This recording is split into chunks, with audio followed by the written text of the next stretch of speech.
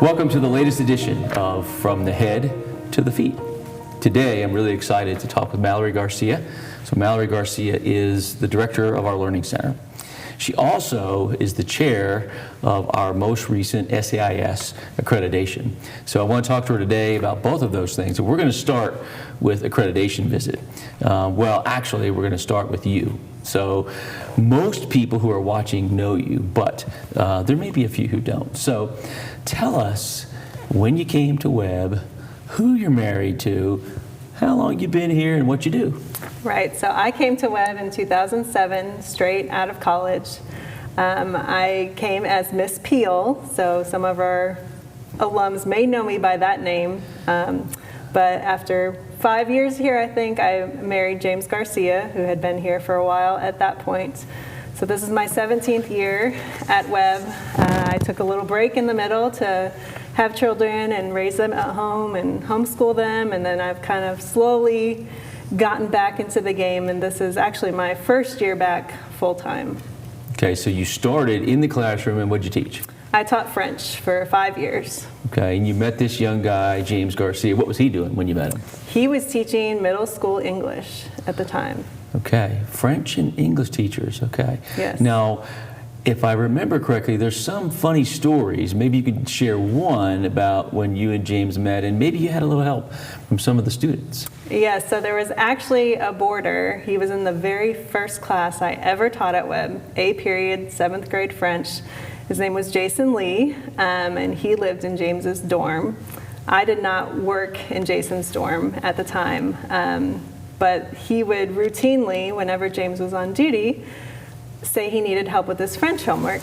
So James would call me to come over to the commons room. I would show up, and all of a sudden Jason would have forgotten his books in his room. He would disappear down the hall to his room and sometimes return 20 to 30 minutes later. We later discovered it was all guys to get us to spend time together. And so as a result, Jason got to be an honored guest at our wedding for putting forth the work to get us in the same place at the same time. Well, we all appreciate Jason for that matchmaking, because we're all the beneficiaries of the Garcias being here for so long and having deep roots. So great story, Jason, if you're listening. Thank you very much. All right, well, let's jump in and talk a little bit about first accreditation. So walk us through the reaccreditation process. When did Webb begin those preparations, and where do we go from here? Right, so my involvement in the process really began in the spring of 2022. I was trained as the accreditation coordinator. We as a school really began that process a few months earlier as we began to engage in conversations around the strategic plan. And then over the next 12 months or so, we worked on gathering documentation to address the 6 standards. And underneath those 6 standards, there's about 60 indicators. And I added it all up. I think we ended up with over 200 pieces of documentation to support our work and show the SAIS accreditation team that we do, in fact, do what we say we do here at Webb. Great. Well, having worked closely with you on that, I'm deeply appreciative to you and for you for that really, really good work.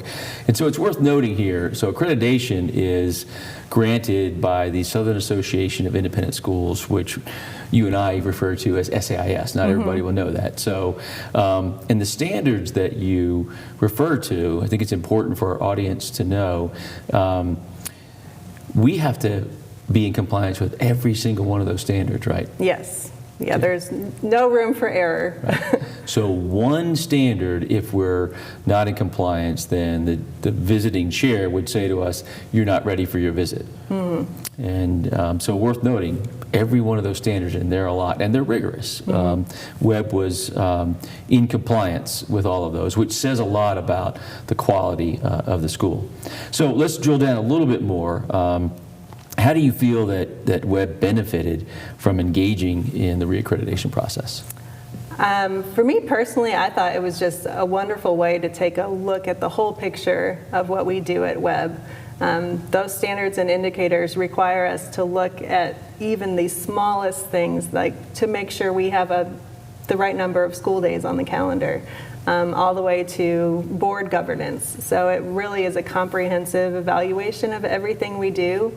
And I think we were especially blessed by the accreditation team that we had. We had a team that was just very strong professionals in their fields, and they had really thoughtful insights and things to share with us that I think will help us improve in the years to come.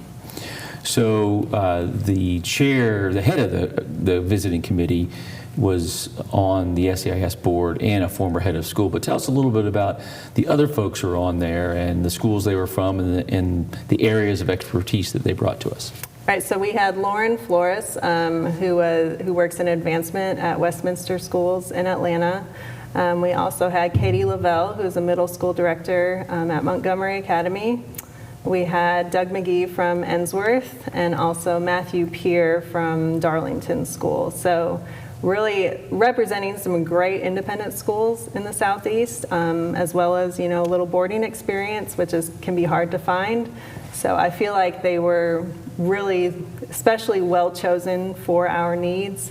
And everyone I spoke to that got to interact with them said they really enjoyed those conversations and getting to bounce ideas off of them. As did I. And having those particular schools, several of whom are the leaders in their respective areas, those aligned with our strategic plan, which is the planning process that we use to help us think through our programming and boarding, help us think through our development office. So it really was, I agree with you, it was just a fantastic process and a fantastic visit. So you've been here, you said 17 years, right? Yes. So what'd you learn about Webb through this process? I'd say I learned a lot. I think the most important thing I learned is how wonderful our team of colleagues is. Anytime I, was searching for a document or evidence of something, I had people who were willing to dig through their files for me, and if, they couldn't find the right thing, they would send me multiple options. It really reminded me of what a great place Webb is to work at, and how much I love our community, because everyone was invested in it. Although many people saw it as, it was my project. Right. I had so much help from so many areas of the school. And like I said earlier, accreditation, they evaluate every corner of everything that we do. So I could not do it by myself. So I really appreciated that. And it also gave me a real appreciation for everything that we do here. I felt it let me learn about what's happening in alumni development and what's happening in admissions. And when you're a classroom teacher, you know kind of what's going on in those departments, but you're not in it every day. And so I got a more in-depth look at all of these areas of the school, and it showed me that we are doing really good things here. Right. It's always good just to see that broad view. Right. So the visiting committee unanimously recommended that we are reaccredited, and the SEIS board followed that up a few weeks later by saying we absolutely agree with them. Mm-hmm. So Webb is reaccredited, and we've sort of charted a path for the future. Before we leave this topic of accreditation, let's talk a little bit about a couple of things that you were really pleased with that the visiting committee shared with us that they saw, that you always hope that they see some of the things that we think we're doing well. Right. And then we're often surprised, like, wow, we didn't necessarily see that part of ourselves as being so great. So share a little bit about that with us. So they were really pleased with our commitment to diversity and equity and inclusion. They commended us in several areas for, taking steps forward in that work. I personally appreciated it that they felt there was a strong academic support program for students on campus, being that that's what I do now. That was nice to hear. I think the other thing that maybe surprised me a little bit that I hadn't thought of as one of our strengths because I've been here so long is our Emerging Voices program. They talked about, how we really give our students a voice. So this being the only school I've worked at professionally, I'm not sure what it's like at other schools, but hearing feedback from what happens at their schools, I could really recognize that is something we do very well and makes us different. It is the Webb difference, our Right. Emerging Voices. Right.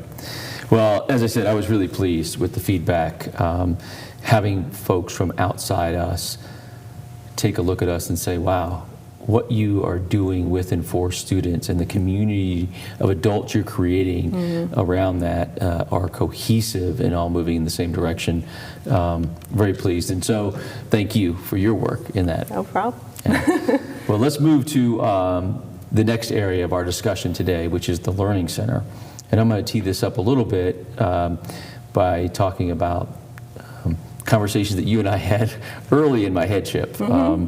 So when I arrived, we had a program called the LIFT program that was doing some really good work.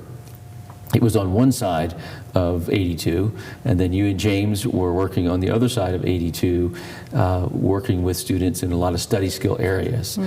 And being the new guy who was bold enough to ask questions, I said, well, why are those two things not linked? You're doing very complementary work. And so you and I and James set about having one learning center and bringing all those under one roof. And I'm very pleased with how that process has gone, how our students are being served. And so we want to talk a little bit about that for our listeners today. So let's just start with you.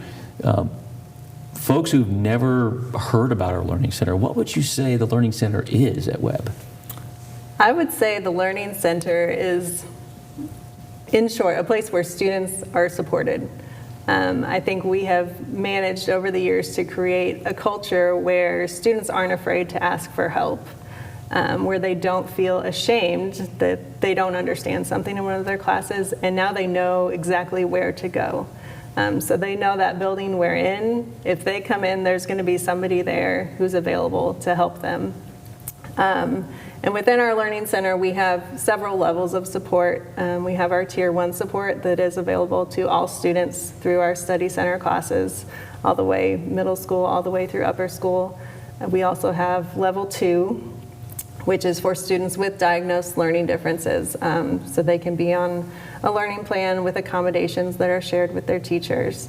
And then we also have Level 3, which puts students in a very small direct support class, usually less than 5 students, so they can get some targeted intervention in their areas of need. So I think all in all, we do a really good job of comprehensively supporting every student, whether they have a learning difference or not. And I'm really proud of that because I see the value that neurodiversity brings to our community, to our classrooms, and the difference that we are able to make in those kids' lives who need a little bit of support. Right, and I appreciate that you just used the term neurodiversity, which may be a new term for many of our listeners as well.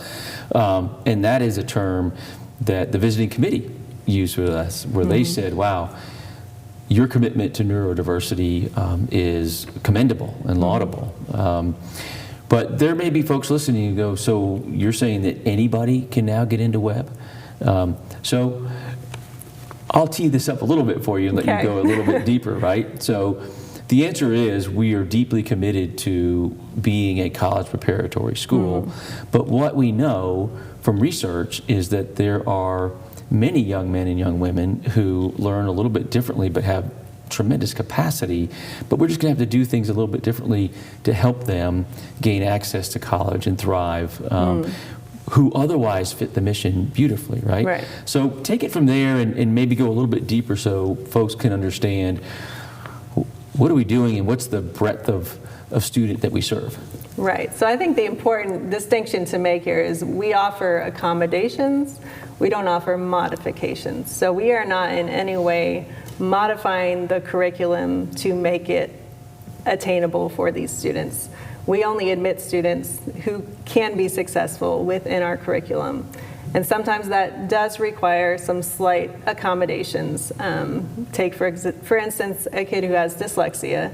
If they are given a text to read and print, they may test at a 4th grade level. But if they can have that text read aloud to them, they will test on grade level. So that shows the student has the capacity to handle our curriculum, and they just need a slight accommodation in order to be successful. And so that's really what we want to offer. So appreciate that example. Now, fast forward for that student to college. Are we really preparing them for college? I know the answer, but what would you say? Right, so in that instance, those students would also qualify for accommodations at the collegiate level.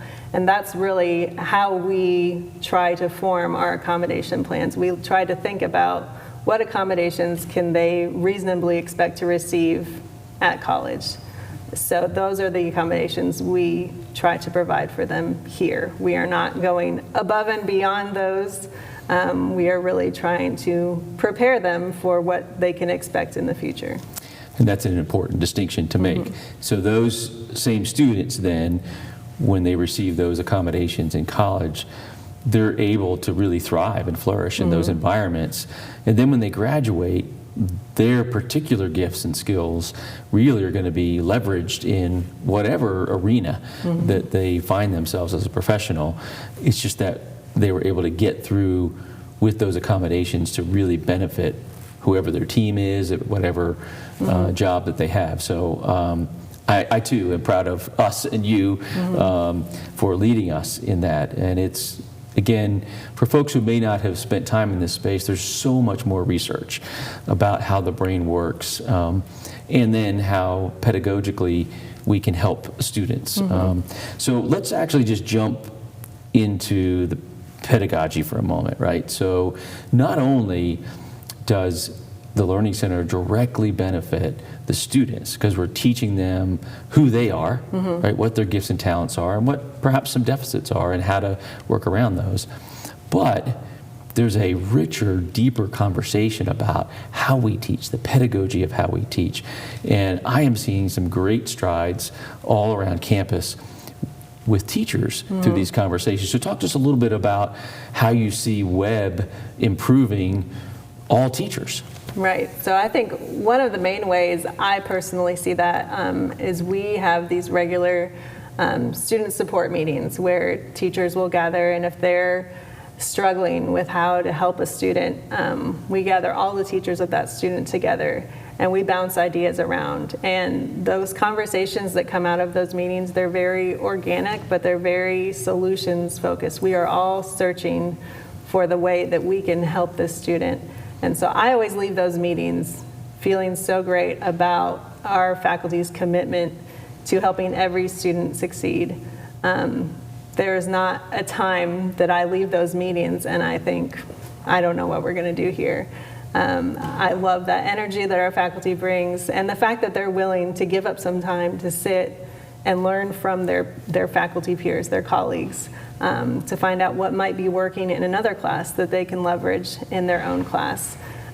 So that's one of the main ways I see that happening. We're also really blessed this year to have an instructional coach on our staff as part of the Learning Center who has the time to go in and work with teachers one-on-one who may have questions about the best way to deliver content or the best way to accommodate a certain assignment for a student. So I think in lots of pockets around the school, these things are happening and they're really benefiting our students. So a lot more collaboration among faculty, really specifically about how do you deliver the lesson, how do you assess, right? Really broadening, deepening the bag of pedagogical tricks is the way I talk about that for all faculty, right?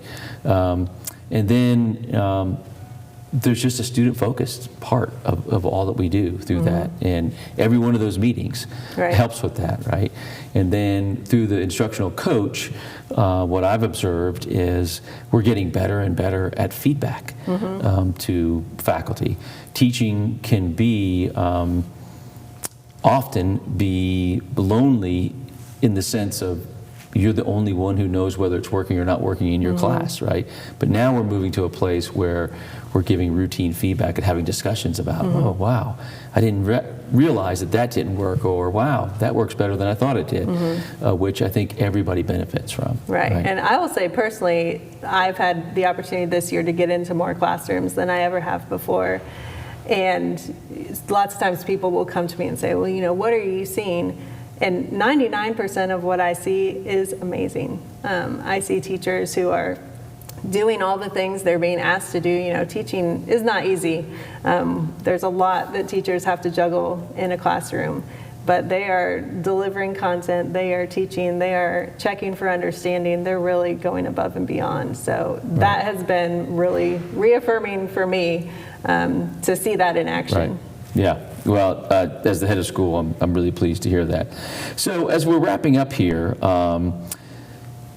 2 questions. How do you see the Learning Center upholding the mission of Webb and the enduring understandings? And you've already touched on this a little bit, but let's tie it directly to mission and enduring understandings. Right. So a few years ago, we worked really hard to connect what we do in the Learning Center with those enduring understandings. And I think the one that comes to mind immediately is, you know, learning is an enjoyable and ongoing process. So when we have students come in who are faced with challenges and they want to give up, they see that we aren't giving up on them, and we are able to model that for them. And I think that's one of my favorite things is when a kid comes in with a physics problem that I haven't seen in a couple years, and I say, well, you know what, let's just sit down and see if we can figure this out. Right. And they see, like, it's okay to have a challenge, that even as adults, we face challenges. And that's part of the joy of learning. It's part of education. So if we can give them the tools to rise above and face those challenges head on, I feel like that's one of the best things we can teach them. In terms of the mission, obviously the tireless worker, we see that a lot in the Learning Center, in our Study Center classes, in our support classes. You know, kids are really putting everything they have into their work, and it's really, I just love seeing, you know, the joy that comes when they have accomplished something, and they get results more than what they could even have imagined. So. Right. Well, I appreciate that answer, and as I was listening to you, it makes me think Sonny Webb would be proud. He'd be really proud of what's happening in the Learning Center. So it's good. So last question. Let's look to the future. What do you see as the future goals for the Learning Center? I think my biggest future goal is to really teach kids more about how they learn and how their brains work. I've delved more and more into kind of the neuroscience of learning, and I would love to bring more of that not only into the Learning Center but into our classrooms to make sure that we are thinking scientifically about how the brain learns, and that we are teaching kids the tools they need to leverage how their brain naturally works. And I think in other ways, I just want to continue the good work that we're doing. I have been really impressed by the number of kids who come into the Learning Center who aren't even in a Study Center class anymore because they heard that Mrs. Garcia was going over Algebra 2 problems today at lunch, so they popped in because they had a question. Yeah. So I just love that open door approach, that they're willing to come in. We've started having peer tutors during our Study Center classes this year, and that has been really nice to see too, our students giving up their time to help younger students who are in the classes that they have already taken, to help them through. So. Good. So I said one more question, but let me add one more. Okay. So if alums, friends of the school, want to come see you, they can find you where? So it's in the old library, the John Webb Library, the Study Center. We have several names now. But the old library. The old library, yes. Alums like to tell me, but yes, officially the John Webb Library, yes, which is on the south side of campus, beautifully renovated recently with help from the Coonan family, which we greatly appreciate that. It's a beautiful space. So really enjoyed this conversation, and so proud of you, proud of the work that you're doing, and I think you make not just the individual lives of the students who are in the Learning Center better, but you help raise the tide for everybody, so I appreciate that. So thank you all for listening. As an alum, you can be proud of the Learning Center at the Webb School. Great work is being done, and I look forward to the next edition of From the Head to the Feet.